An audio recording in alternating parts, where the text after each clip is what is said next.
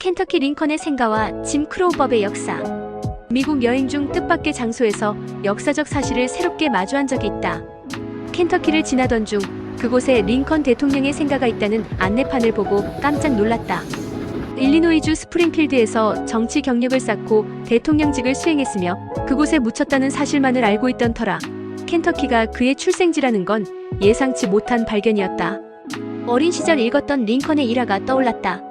책을 비에 적게 한 실수로 책값을 대신 갚기 위해 여러 일을 하던 링컨의 성실함에 감동한 책 주인이 그 책을 선물로 주었다는 이야기였다.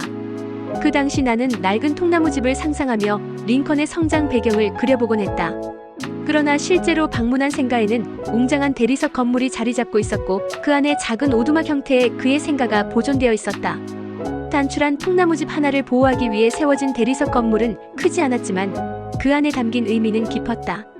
누추한 공간에서 꿈을 품고 성장한 링컨의 의지가 새삼경애로 다가왔다. 이후 링컨은 인디애나 주로 이주해 유년기를 보내고 성인이 되어 일리노이에서 정치인으로 성장했다.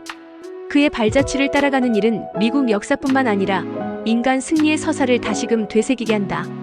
미국 여행 중 이렇게 한 인물의 생애와 관련된 장소들을 돌아본 경우는 마르틴 루터 킹 목사와 링컨 대통령 두 인물뿐이다. 킹 목사의 생가, 그가 설교하던 교회, 암살당한 로레인 모텔, 그리고 링컨과 관련된 수많은 유적지를 방문하며 두 지도자의 정신적 유산을 직접 마주할 수 있었다.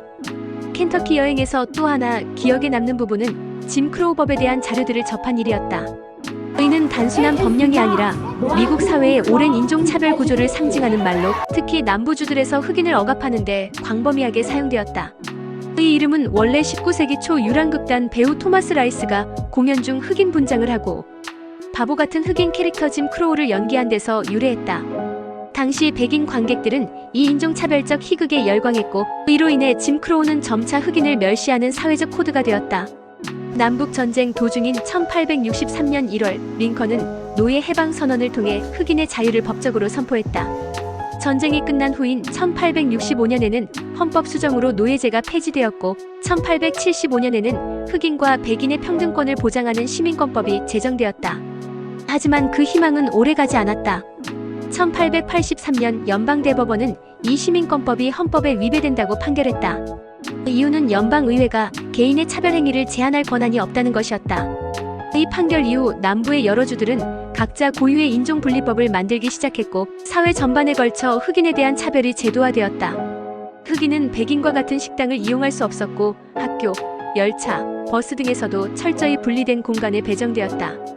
심지어 서로의 결혼마저 법적으로 금지되었다. 따로 하지만 평등하다는 허울 좋은 구호 아래 실질적 불평등이 정당화되었고 이는 1960년대 시민권 운동이 일어날 때까지도 지속되었다. 켄터키에서의 여정은 단순한 관광이 아닌 미국의 근현대사를 깊이 있게 마주하게 해주었다. 위대한 인물의 탄생지와 동시에 인종차별의 뿌리를 함께 경험한 그 시간은 역사의 이중성을 체감하게 해주는 소중한 계기였다.